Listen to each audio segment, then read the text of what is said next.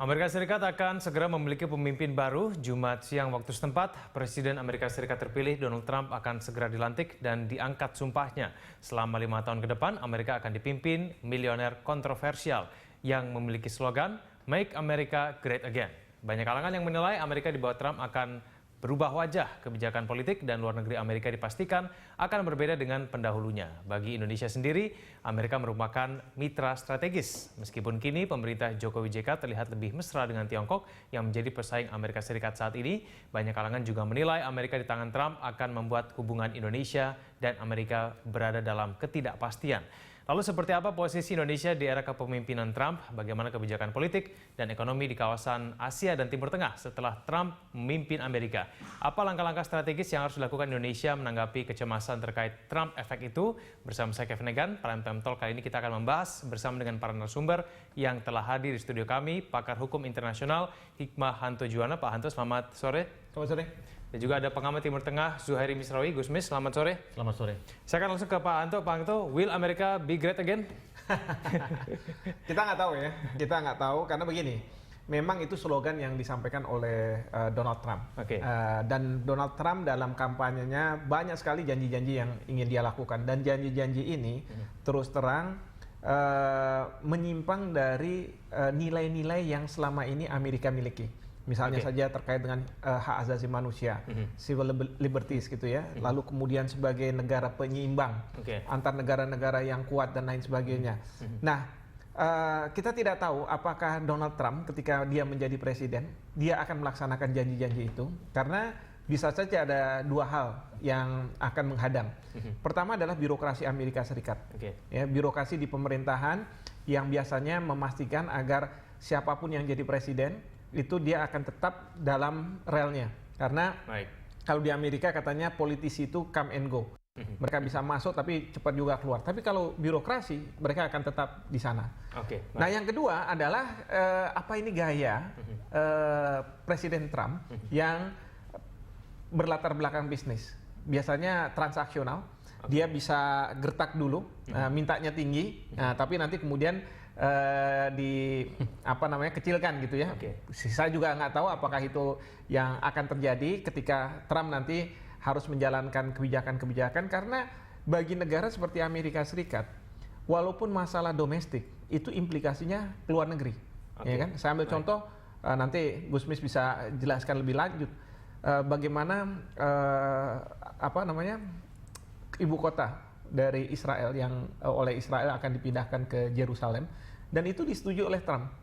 Sementara dalam pemerintahan Obama mereka nggak setuju, berbeda, karena itu akan mengganggu masalah perdamaian yang sekarang ini sedang dibangun di sana, di mana Palestina akan diberi kemerdekaan lah, kira-kira seperti itu. Nah ini yang jadi permasalahan. Baik, sebelum saya ke Gusmis, saya akan baca berita dulu. Pemirsa, banyak kekhawatiran yang muncul setelah Trump resmi dinyatakan sebagai pemenang pemilu Amerika Serikat. Tidak hanya warga dunia, warga Amerika sendiri khawatir terhadap sikap Trump yang emosional akan berdampak buruk bagi hubungan Amerika dengan sejumlah negara. Lalu seperti apa tanggapan warga Indonesia yang menetap di Amerika Serikat atas terpilihnya Donald Trump? Tim VOA menyarikannya berikut ini. Mungkin akan timbul banyak sekali ide-ide baru, dan juga policy maker akan harus lebih fleksibel dalam adjust to the differences and to also to the change. It's quite a frightening thought, imagining him as president given of what he said during his campaign. But I guess only time can tell, and we have to see what he will do. He is only one person, and this is a whole country made of millions and billions of people, so only time will tell to see what he does. Karakternya Donald Trump ini amat sangat nggak steady gitu, tidak berkepala dingin. Jadi sepertinya meledak-ledak, dan tiap hari itu kita very unpredictable gitu. Kita berharap positif saja supaya setelah dia menjadi presiden, dia benar-benar menjadi presidensial, bersikap seperti presiden gitu loh. Dan mudah-mudahan bisa menjadi presiden untuk semua orang, bukan cuma untuk pihak yang memilih dia aja. Yang lebih banyak sih ya harapan yang bakalan bagus ya, tapi kekhawatirannya itulah cara dia ngomong kadang-kadang aduh udah diem sajalah, calm down gitu. Tapi ya itu yang mungkin ya itu yang Amerika perlu ya untuk seseorang yang firm, yang untuk seseorang yang sangat ya itu sangat to the point gitu, sudah sangat tegas gitu. Trump harus mempertimbangkan program-program yang udah ada ya, atau yang sudah berjalan bertahun-tahun atau misalnya belum diselesaikan tapi ingin dilanjutkan seperti itu. Kayaknya lebih baik untuk dipertimbangkan lagi, jangan hanya undo berbagai macam program yang udah diusahakan oleh pemerintah. Ya, itulah tanggapan sejumlah warga negara Indonesia yang ada di Amerika. Saya ke Gusmis, Anda bagian warga negara Indonesia yang khawatir atau tidak sebetulnya dengan Donald Trump ini? Ya, khawatir ya, karena bagaimanapun tadi Mas Him menyampaikan apa yang dilakukan atau kebijakan-kebijakan yang diambil oleh pemimpin Amerika itu akan berdampak serius terhadap politik di dunia Islam itu sendiri. Kita lihat ketika misalnya W. Bush melakukan penyerangan ke Irak, itu betapa kita lihat dampaknya di Indonesia. Dan biasanya ketika Republik berkuasa, kelompok-kelompok radikal Islam itu mendapatkan angin. Ya, kita lihat ketika Trump menang, justru ISIS di Irak dan Syria itu justru euforia, senang gitu, karena membuka kembali kemungkinan kelompok-kelompok radikal itu tumbuh. Dan oleh karena itu kalau Trump tidak tepat mengambil kebijakan terhadap Palestina, terhadap Timur Tengah sekarang, maka kemudian kelompok-kelompok anti Amerika, kelompok-kelompok Muslim anti Barat itu akan muncul dan mendapatkan panggung begitu. Dan ini kita sebagai kelompok moderat. Ada tanda-tanda itu, Gusmis? Ya jelas. Misalnya dia sekarang akan mencatat orang-orang Islam yang ada penduduk Muslim yang di dalam negeri Amerika. Lalu kemudian soal Palestina dia jelas dia berpihak kepada Israel. Kebijakan pendudukan di mana Palestina di Yerusalem Timur itu akan dilanjutkan gitu. Artinya kemerdekaan Palestina itu akan semakin menjauh.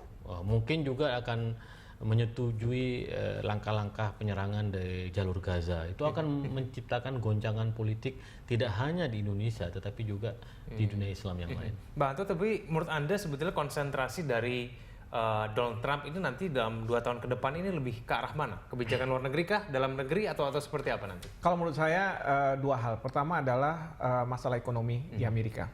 Ya, beliau akan membuat kebijakan-kebijakan yang anti globalisasi, anti perdagangan bebas. Karena beliau sudah di awal-awal mengatakan bahwa kalau misalnya ada produk-produk Amerika atau produk-produk dari luar negeri yang akan masuk ke Amerika Serikat dan tidak membuatnya di Amerika Serikat akan dikenakan, kalau saya tidak salah, 40%.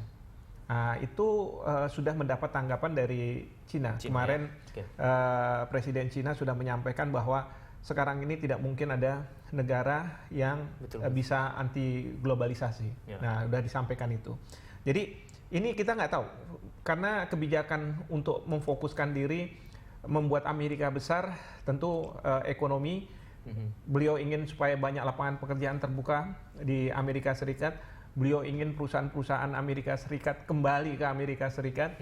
Bahkan juga beliau anti terhadap imigran-imigran gelap, terutama dari Meksiko, sehingga beliau ingin supaya ada tembok yang besar, yang ujungnya nanti harus Meksiko yang membayar. Jadi ini juga aneh juga gitu ya. Itu yang pertama. Lalu yang kedua adalah terkait dengan masalah kebijakan luar negeri.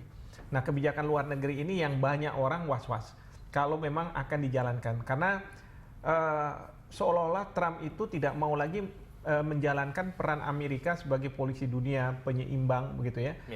Karena sekarang Trump katanya punya hubungan yang baik sekali dengan Putin, sehingga Amerika dikhawatirkan akan bersatu dengan Putin. Nah, kalau misalnya itu yang terjadi, orang akan bertanya bagaimana Suriah nantinya. Karena kita tahu konflik di sana pemerintahnya didukung oleh Rusia, tapi pemberontaknya didukung oleh Amerika Serikat.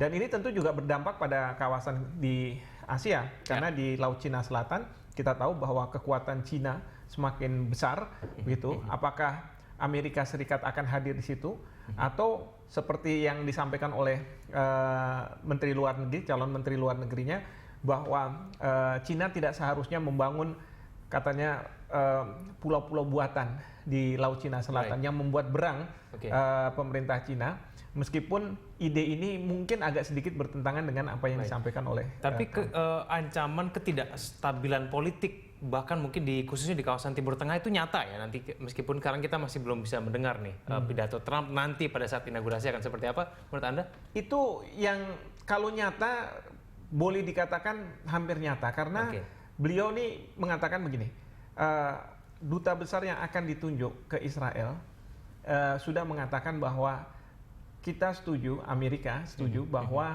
kalau ibu kota itu dipindahkan ke Yerusalem. Dan ini tentu akan memunculkan reaksi.